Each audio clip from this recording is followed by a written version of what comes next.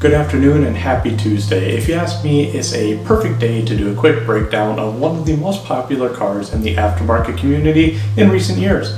And that is, of course, the famed Subaru BRZ, Toyota GT86, and for a while, Scion FRS. If you didn't already know, this fun little car is stopping orders in July of this year, but there is no need to freak out because it's coming back. And it will be coming back as an all-new generation in 2021. And in today's quick look episode, we are going to break down everything you need to know about the upcoming generation.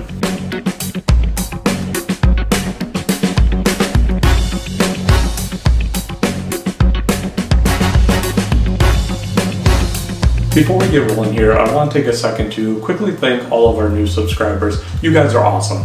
We're working hard to deliver great quick look and deep dive episodes for you guys each and every week, and your guys' support and engagement with our videos really means a lot to us. So thank you, and now let's get back to it. So first thing you need to know is that it's now time to stop calling it the GT86.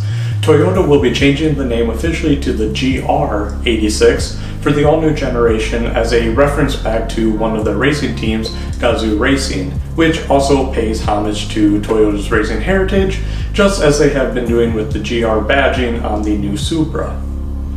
The Subaru BRZ, however, will continue just as it has been with the same exact name, so just gotta get used to saying GR86 and BRZ going forward.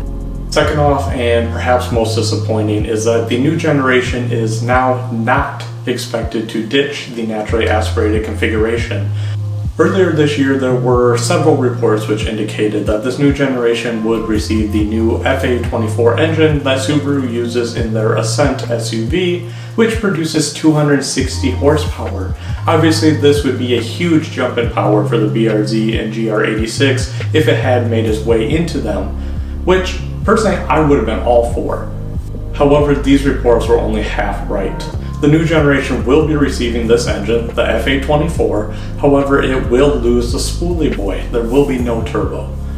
The NA variant is expected to make 217 horsepower, which would be an increase of 12 horsepower over the previous generation with the FA20 engine. This is a measurable improvement, but it is certainly not the 50 horsepower improvement that we were hoping for with a turbocharged version. As a quick side note, it is expected that the turbocharged variant of the FA24 will be tuned up a bit and then placed into the new generation Subaru WRX STI, which is finally replacing the ancient EJ engine, which is a very controversial point. Maybe we'll get into that in a future episode.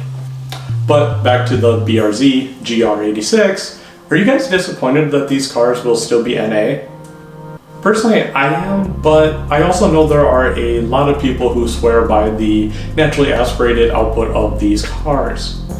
I certainly understand the love of its linear power band and the argument that there's plenty of power there for its size and weight.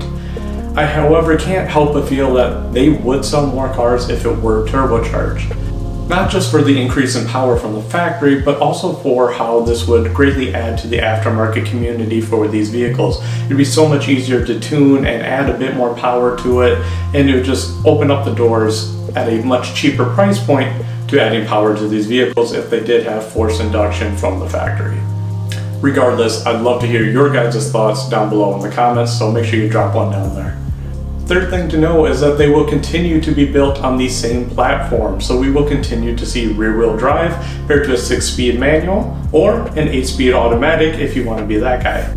Interestingly, this platform is actually built on a modified previous generation Impreza platform, since that is apparently the easiest platform those two companies could come up with to convert to a rear-wheel drive applications. There were reports that this generation would see Toyota's new global architecture, or TNGA. However, those have later been corrected to say that that would in fact not be happening, as that platform is not set up to be rear-wheel drive.